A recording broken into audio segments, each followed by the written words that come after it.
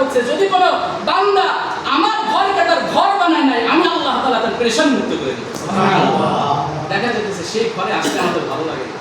সেই ঘরে আসলে একটু নামাজ যদি ইমাম সাহেব একটু নামাজ যদি একটু বড় সূরাতে ধরে, শুধু খালি অন্তর ভিতরে আহা এত দেরি করতেছি না, একটু ছোট সূরা ধরতে পারবে।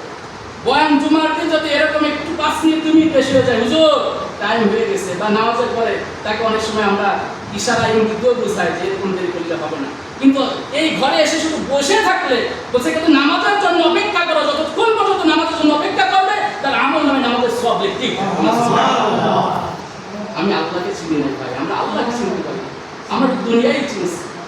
আমার আল্লাহ কত গফফার, কত রহমান, কত রহিম। আল্লাহ তাআলা বলেন ইল্লা মান তাবা ওয়া আমানা ওয়া আমিলা আমালান সালিহান ফাউলাইকা ইউবাদদিলুল্লাহু সাইয়্যাতিহিম হাসানাত ওয়া কানা আল্লাহু গফুরুর রহিমা। আল্লাহ তাআলা কত দয়া করে মায়া করে আমাকে আপনাকে ডাকতে থাকে, তাওবার দরজা খুলে রাখছে। আল্লাহ তাআলা বলেছে তোমার অন্যায় হয়ে গেছে, ভুল হয়ে গেছে, আমার নাফরমানি করছো, ইল্লা মান তাবা, যদি কোনো বান্দা তওবা করে, ওয়া আমানা ঈমান আনে, ওয়া আমিলা আমালান সালিহা, ভালো আমল করে, সৎ কাজ করে, ফাউলাইকা ইউবাদদিলুল্লাহু সাইয়্যাতিহিম হাসানাত। শুধু ভালো কাজের আমি নেক আমল দেব তা না, আমি তার পিছনের সমস্ত গুনাহ খাতাকে মাফ করে দিয়ে ওই গুনাহ খাতাগুলোকে নেক আমল দ্বারা ভরপুর করে দেব। বলেন না সুবহানাল্লাহ। শুধু এতটুকু বলছে না, ওয়া কানা আল্লাহু গফুরুর রহিমা, আমি আল্লাহ তাআলা তাদেরকে মায়া করে দেব, তাদেরকে আমি মাফ করে দেব, দয়া করে তাদেরকে আমি আল্লাহ তাআলা মাফ করে দেব। আল্লাহ তাআলার এত দয়া, এত আমাদের উপর দয়া, কিন্তু আল্লাহ তাআলাকে আমরা চিনতে পারি না, আল্লাহকে খুঁজতেছি না, আমি শুধু দুনিয়াই খুঁজতেছি। আল্লাহ তাআলা বলছে ইয়া আইয়ুহাল্লাযীনা আমানু তাকুল্লাহ ওয়াল তানজুর নাফসুম মা কদ্দামাত লিগাদিন ওয়াত্তাকুল্লাহ ইন্নাল্লাহা খাবীরুম বিমা তা'মালুন।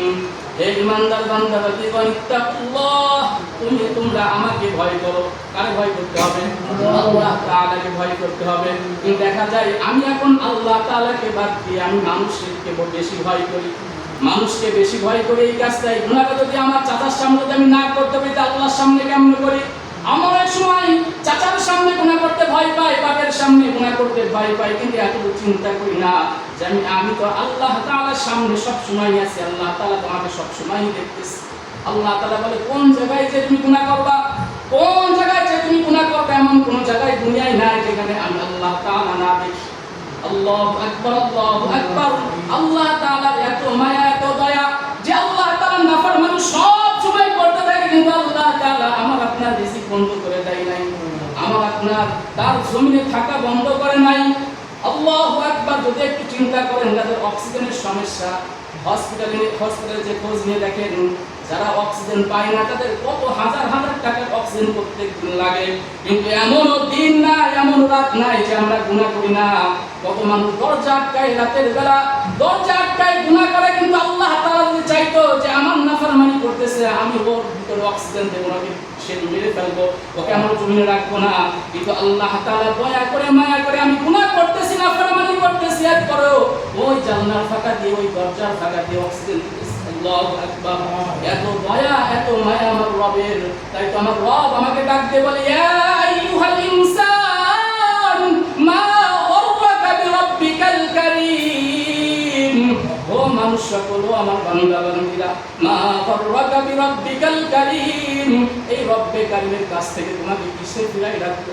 যে আমার কাছে তুমি আসো না, আমার গোলামি তুমি করো না, আমাকে সিজদা করো না। যখন কোনো বান্দা বান্দি সিজদা করে, আল্লাহ রাসূল সাল্লাল্লাহু আলাইহি ওয়াসাল্লাম বলেন জমিনে যখন কোনো বান্দা বান্দি সিজদায় যায়, সব থেকে কাছে তখন আমার আল্লাহ তাআলা চলে আসে।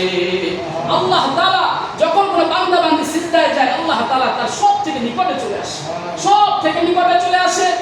আল্লাহ তাআলা সব কিছু দেখেন, সব কিছু জানেন, সব কিছু বোঝেন। তারপরে ফেরেশতাকে ডাক দেয় ইয়া মালাইকা উনজুর ইলা হাদাশ শাব। ওই সমস্ত যুবকরা কি করে আল্লাহ তাআলা জানেন কি জানেন না? বলেন না কি করতেছে, বলেন ডাক দেয়, কেন ডাক দেয়? وإذ قال ربك للملائكة إني جاعل في الأرض خليفة قالوا أتجعل فيها من يفسد فيها ويسفك الدماء ونحن نسبح بحمدك ونقدس لك قال إني أعلم ما لا تعلمون যখন আল্লাহ তাআলা আমাদেরকে দুনিয়ায় পাঠাবে তখন ফেরেশতারা বলতেছিল ইয়া আল্লাহ ইনাদেরকে দুনিয়ায় পাঠাবে মানুষকে পাঠাবে এরা তো মারামারি করবে হানাহানি করবে ফেসাদ করবে আল্লাহ তাআলা তখন বলছিল ক্বালা ইন্নী আ'লামু মা লা তা'লামুন আমি যা জানি তোমরা তা জানো তাই আল্লাহ তাআলা বলবে ডাক দেয় হে মালায়েকা দেখো আমার বান্দা কি করে উনজিলা হাদা শাবদিকে দেখো ফেরেশতারা আল্লাহকে বলে জাআলা আজলাহু ওয়া মা জাআলাহু লিআজলি ইয়া আল্লাহ সব কিছু বিসর্জন দিয়া সব কিছু দুনিয়ার ব্যস্ততা ফেলাইয়া সব কিছু সংসার রাখা চাকরি রাখা ব্যবসা রাখা সব কিছু রাখা আপনার উন্নতি করবে বলে আয়েশা বলতেছে সুবহানা রাব্বিয়াল আ'লা সুবহানা রাব্বিয়াল আ'লা সুবহানা রাব্বিয়াল আ'লা আল্লাহ তাআলা বলে তারা আমার পবিত্রতা ঘোষণা করতেছে আমি আল্লাহ তাআলা তোমরা সাক্ষী রাখো তাদেরকে আমি পবিত্র বানায়া দিলাম আমি যদি আল্লাহর শুকরিয়া আদায় করি আল্লাহ তাআলার পবিত্রতা ঘোষণা করি আল্লাহ তাআলা আমাকে পবিত্র বানায়া দেবে তাই তো আমরা যখন একবার সুবহানাল্লাহ বলবো একবার সুবহানাল্লাহ কেউ যদি খালিসান লিওয়াজহিল্লাহ একমাত্র আল্লাহর সন্তুষ্টির জন্য বলে সুবহানাল্লাহ সুবহানাল্লাহ সুবহানাল্লাহ এই যে আমিও বললাম আপনারাও বলতেছেন আল্লাহ তাআলা জান্নাতে এক একটা গাছ আমাদের জন্য রোপণ করতেছে আরেকবার বলছেন আরেকবার বলছেন সুবহানাল্লাহ আল্লাহ বলছে কোন বান্দা আমার প্রতি যেমন ধারণা করবে আমি তার সাথে তেমন ব্যবহার করব না সুবহানাল্লাহ আমরা আল্লাহকে সাক্ষী রেখে আপনাদেরকে সাক্ষী রেখে বলতেছি আল্লাহ একবার বলছি সুবহানাল্লাহ দুইবার বলছি সুবহানাল্লাহ তিনবার বলছি সুবহানাল্লাহ যখন কালকে আমাদের ময়দানে ইকরা কিতাবাক যখন আমলনামাটা আমার হাতে দেবেন আর বলবেন পড়ো ইকরা কিতাবাক তখন যেন দেখতে পাই ওই খানসানুল মসজিদে বসে বলে সুবহানাল্লাহ বলছি যে কয়বার সে কয়টা গাছ আমার জন্য লাগানো হয়েছে আল্লাহ তাআলার কাছে আমরা আশাবাদী আল্লাহ তাআলার সাথে যেমন ব্যবহার করব আল্লাহ তাআলা আমাদের সাথে তেমন ব্যবহার করবে এজন্য কারি তৈয়ব সাহেব রাহমাতুল্লাহ আলাইহি বলেন সুবহানাল্লাহ এত দাম ইউসুফ আলাইহিস সালামকে যখন মিথ্যা তুহমাত দেয়া হলো তখন ভুল নাই যে বাচ্চার জবান থেকে আল্লাহ তাআলা তার পবিত্রতা ঘোষণা করাইছিল যখন সে বড় হইল যখন সে যৌবনে পৌঁছাইল ইউসুফ আলাইহিস সালাম যখন ওই মিশরের যখন খলিফা ছিল তখন আমাদের যেমন ভাবে চেয়ারম্যান মেম্বার আমাদেরকে ভাতা দেয় বয়স্ক ভাতা অনেক সময় গ্রামে আমরা ভাতা পাই যারা গরিব আছে ইউসুফ আলাইহিস সালামের জামানায় এইভাবে সবাইকে ডেকে ডেকে দিতেছে চাউল ডাউল তা ওই যুবক উপস্থিত হয়ে বলতেছে যে আমাকেও দাও একবার দিছে সে বলতেছে আমাকে একবার হবে না আবার দিতে হবে ওনার গোলামরা বলছে কেন তোমাকে সবাই দিতেছে একবার তুমি দ্বিতীয়বার কেন চাও বলতেছে এটা তোমাদের সামনে আমি বলতে পারবো না ইউসুফ আলাইহিস সালামের সামনে আমি বলবো অনেক জোরাজুরি করে বলে না ইউসুফ আলাইহিস সালামকে জানানো হবে এক যুবককে একবারে তার হয় না আরো চাই বলে আমার সামনে তাকে নিয়ে আস ইউসুফ আলাইহিস সালাম বলল কি ব্যাপার সবাইকে একবার দেয় তোমাকে দেয়া হয়েছে তুমি আবার কেন চাও উনি বলতেছে আজকে আপনি যে প্রধানমন্ত্রী হয়েছেন আমার জবান দ্বারা সেদিন যদি আল্লাহ তাআলা সাক্ষী না বের করতো আজকে আপনি প্রধানমন্ত্রী হইতে পারতেন যে কে তুমি বলছো ওই দুনিয়ায় বসে আপনার পবিত্রতা আমি ঘোষণা করেছিলাম সেই যুবক আমি ইউসুফ আলাইহিস সালাম সঙ্গে সঙ্গে বলতেছে যতক্ষণ আমার গুদামের ভিতরে যতক্ষণ পর্যন্ত মালামাল থাকবে যতক্ষণ পর্যন্ত সব কিছু থাকবে ততক্ষণ যে কয়বার আসবে সেই কয়বার ওকে দিতে থাকো আল্লাহ তাআলা তাই কারিতে রাহমাতুল্লাহ আলাইহি বলেন আমরা একবার সুবহানাল্লাহ বলি আল্লাহ তাআলার পবিত্রতা আমি ঘোষণা করতেছি ইউসুফ আলাইহিস সালামের পবিত্রতা ঘোষণা করার পর জমিনের ভিতরে যদি যে কয়বার আসবে সেই কয়বার যদি পাই কালকে আমাদের ময়দানে আমি আপনি আল্লাহ তাআলার পবিত্রতা ঘোষণা করলে কালকে রাহমাতুল্লাহ আলাইহি বলে আল্লাহর কাছে আমি যা চাইবো যে কয়বার চাইবো আল্লাহ তাআলা আমাকে দান করবে সুবহানাল্লাহ ইউসুফ আলাইহিস সালাম যদি তার পবিত্র ঘোষণা করার জন্য যদি দিতে পারে এমন ভাবে তাকে বলে দিতে পারে, তাহলে আল্লাহ তাআলা কেন দেবে না? ঠিক কিনা কথা? আল্লাহ তাআলার প্রতি আমাদের সব সময় ভালো ধারণা রাখতে হবে যে আল্লাহ তাআলাই সবকিছু করে, আল্লাহই আমাকে খাওয়ায়, আল্লাহই পালে। আমাদের ঈমান এখন দুর্বল ভাই, আমরা মনে করি আমি ব্যবসা করছি তাই আমি খাইতেছি। একটা প্রশ্ন, আপনি ব্যবসা করতেছেন, অনেক মানুষ তো ভাই প্যারালাইসিসে পড়ে আছে, অসুস্থতায় পড়ে আছে, আপনার তো ব্রেন ভালো রাখছে, শরীর ভালো রাখছে, না রাখতে কে রাখতেছে বলেন? আল্লাহ রাখতেছে। অনেক সময় একই ঔষধ, একই রোগী, একজন খাইতেছে, একজন ভালো হচ্ছে, একই ওষুধ আরেকজন খাইতেছে ভালো হইতেছে না, আছে কি আছে? ভালো করার মালিক কে বলে? আল্লাহ।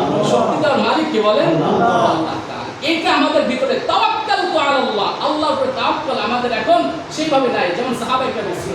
সাহাবায়ে কেরামদের কেমন তাওয়াক্কুল ছিল যে একটা স্যান্ডেলের ফিতা ছিঁড়ে গেছে, আমরা আগে কি করি? টাকা থাকলে দোকানে চলে যায়, টাকা না থাকলে আরেকজনের কাছে যাই, ভাই আমার লাগবে টাকা দাও। আর তারা একটা স্যান্ডেলের ফিতা ছিঁড়ে গেল, আল্লাহর কাছে এক দুই নামাজ পড়েছে, আল্লাহ আপনি তো জানেন সব কিছু, আমার কাছে টাকা পয়সা নাই, কিন্তু আমি আপনার কাছে এসে চাইছি, আপনার কাছে কোনোটাই কম নাই। বান্দার কাছে কিছু না থাকতে পারে, কিন্তু আমার আল্লাহর কাছে কোনোটাই কম নাই, আমাকে দান করে বলেন না সুবহানাল্লাহ। আচ্ছা সেইগুলো আমাদের উপরে হারাই যাচ্ছে আস্তে আস্তে, আল্লাহর কাছে চাওয়া বন্ধ হয়ে যাচ্ছে। যে আল্লাহ তাআলা বলেন যারা ঈমানদার বান্দা বান্দি তারা তো আমাকে ভয় করবে, ওয়াল তানজুর নাফসুম মা কদ্দামাত লিগাদ, আর তারা সামনের দিকে, তারা ওইদিকে খেয়াল করবে, ওইদিকে দৃষ্টি দেবে, আগামীকালের জন্য কি প্রস্তুত করতেছে, কি নেক আমল পাঠাইতেছে। আগামীকাল বোঝানো হয়েছে কবরের জগৎকে, আখিরাতের জগৎকে। ওয়াল তানজুর নাফসুম মা কদ্দামাত লিগাদ, আগামীকাল এই জন্য বলা হয়েছে যে আমাদের আজকে আমি রাতটাকে পার করতে পারবো কোনো গ্যারান্টি আছে বলেন? আমি এখান থেকে আপনার সামনে, আপনাদের সামনে আসছি, আমি যে মসজিদে আবার যাইতে পারবো আমার কোনো গ্যারান্টি নাই। এজন্য যে কোনো সময় ডাক আসতে পারে, আগামীকালের জন্য আমি কি প্রস্তুত করতেছি।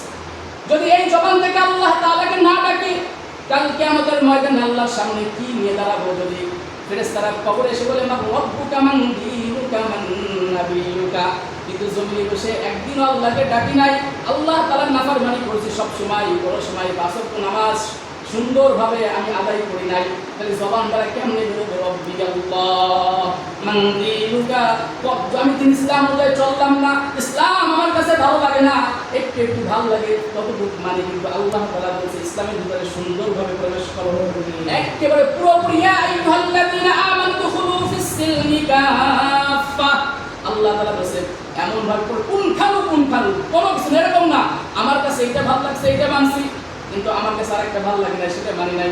আল্লাহ তাআলা বলেছে না, এটা হলে হবে না, পরিপূর্ণভাবে মানতে হবে, যে একটুও বাদ দেওয়া যাবে না। হ্যাঁ যদি ভুলে হয়ে যায় কিন্তু আমি সেটাকে ভালোবাসি, কিন্তু এখন এমন লোক আছে যারা নিজেও মানে না, আবার আল্লাহর হুকুমকেও তুচ্ছতাচ্ছিল্যভাবে ছেড়ে দেয়, আরো উল্টো পাল্টা কথা বলে। মহিলাদেরকে কেন পর্দা করলাম? এই গরমের ভিতরে পর্দা করে থাকা যায়? এটা কি নিয়ম ইসলামে? নাউযুবিল্লাহ। আল্লাহ তাআলার হুকুম তার কাছে ভালো লাগে না। আল্লাহ তাআলা বলেছে ওয়ামা কানা লিল-মুমিনিন ওয়ালা মুমিনাতিন ইযা কাদাল্লাহু ওয়া রাসূলুহু আমরান আন ইয়াকুনা লাহুমুল খিয়ারাতু মিন আমরিহিম ওয়া মান ইয়াসিল্লাহা ওয়া রাসূলাহু ফাকাদ দাল্লা দালালাম মুবিনা। কোন মুমিন বান্দা বান্দী যদি কোনো কিছুকেই যদি এরকম মনে করে যে আল্লাহ রাসূলের আদেশকে তার ইখতিয়ারের ভিতরে কোনো তাদের ইখতিয়ার থাকে যে এটা কেন এরকম ভালো, এটা কেন এরকম হলে ভালো হইতো, আল্লাহ ওয়া মান ইয়াসিল্লাহা ওয়া রাসূলাহু ফাকাদ দাল্লা দালালাম মুবিনা, এরা পথভ্রষ্ট, এরা নাফরমান। আল্লাহ তাআলা বলেছে ফাউলাইকা হুমুল ফাসিকুন, এরাই পাপাচারী, এরাই ফাসিক। এজন্য ভাই আপনাদের পায়ে হাত দিয়ে বলবো, সবাই অনেক নিয়ে ফেললাম, হুজুর বসে আছেন মুরব্বী মানুষ, আসলে আল্লাহ তাআলা আমাদেরকে অনেক মায়া করে, দয়া করে, অনেক ভালোবাসে, কিন্তু আমি আল্লাহ তাআলাকে ভালোবাসতেছি। আমি আল্লাহর গোলাম হইতে পারি না। আমি যদি আল্লাহর গোলাম হইতাম পুরো পৃথিবীটা আমার গোলাম হতো, ঠিক কিনা কথা বলেন?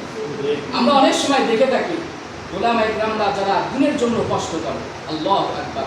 আমাদের সাইদ সাহেব হুজুর যদি এখন বেঁচে থাকতেন তার সম্মান কেমন ভাবে বাড়ত, তারা যেভাবে নির্যাতন করছে না কেন, তাকে যেভাবেই অত্যাচার করছে না, শুধু যদি বের হইতে পারতো তার সম্মানে কত মানুষ কারাগারের থেকে সম্মান পায়, বৃদ্ধি পায়, তার সম্মানের কি পায়, বৃদ্ধি পায়। আর কেউ কারাগার থেকে বের হলে তাদের আরো জুতো মারে, কিন্তু ওলামায়ে কেরামরা যারা কারাগার থেকে বের হয়েছে জুতা মারে নাই, ফুল দিয়ে তাদেরকে গ্রহণ করছে। শুধু খারাপ মানুষ না, তাও অনেক খারাপ মানুষদেরকে খারাপ মানুষরা ফুল দেয়, ওলামায়ে কেরামরা যারা দামি দায়ী মানুষ, আল্লাহু আকবার। এই বৃহস্পতিবারে আল্লাহ মামুন সাহেব আসছিলেন, আল্লাহু আকবার, হাজার হাজার মানুষের ফল, লক্ষ লক্ষ মানুষ। এত মানুষ কেন আসছে? ওনার নামে যে অপবাদ দেওয়া হয়েছিল, কই মানুষ তো সব বোঝে, মানুষ সব এখন মানুষের কোনো কিছু না বুঝ না তারা, কিন্তু ওলামা একরামকে ভালোবাসবেন কেন? তারা কি নবীর ওয়ারিস। আমরা নবী আর পাবো না, নবীওয়ালা কাজ এনারা করতেছে। এই বৃষ্টির ভিতরে হুজুর মুরব্বী মানুষ আমাদের, তিনি অসুস্থ হুজুর, তারপরও কেন আসছে? কি দরকার ছিল বলেন? আমরা তো ইচ্ছা করলে না, সবাই যেরকম ভাবে এই এখন মুড়ি চানা শুকাইতেছে, অনেক ঘরে খিচুড়ি পাকাইতেছে, কেন আপনাদের সামনে এসে আমরা এই করবো? আমাদের এই কাজটা এই জন্য আল্লাহ তাআলার কাছে আমরা এটা ভয় করি যে আল্লাহ তাআলা কাল কিয়ামতের মধ্যে আমাকে জিজ্ঞাসা করবে, তোমাকে ইলম দান করছিলাম, তোমাকে ইলম দান করছিলাম। এই জন্য ভাই আর কিচ্ছু না, আর কিচ্ছু না। ওলামা একরাম ইচ্ছা করলে ভাই সম্মান যাবে না, ইচ্ছা করলে তারা অটো চালাইতেও পারে, ইচ্ছা করলে তারা ভ্যানও চালাইতে পারে, তারা তো চুরি করতেছে না। কিন্তু আপনি মনে করেন এত কিছু বলার পরে হুজুর যায় না কেন? এত কিছু বলার পরে কেন যায় না? একটাই কারণ যে আমার নামাজ যদি সুন্দর হয়, আমার এইসব মুসলমান ভাই অনেকে সূরা কিরাত জানে না। আল্লাহু আকবার। একটা জিনিস যদি চিন্তা করেন যে একজন ইমাম কতটা চিন্তা ভাবনা নিয়ে সামনে দাঁড়ায়, আপনার নামাজের দায়িত্ব ইমাম সাহেবকে দাঁড়ায়। ইমাম সাহেব আপনার নামাজের চিন্তা ভাবনা নিয়ে সামনে দাঁড়ায়, এই সময় সেই ইমাম সাহেবকে আমরা সম্মান করতে পারি। আমার জান্নাতের চিন্তা ভাবনা ইমাম সাহেবের কাঁধে দিয়ে আমি পিছনে চুপচাপ দাঁড়িয়ে থাকি।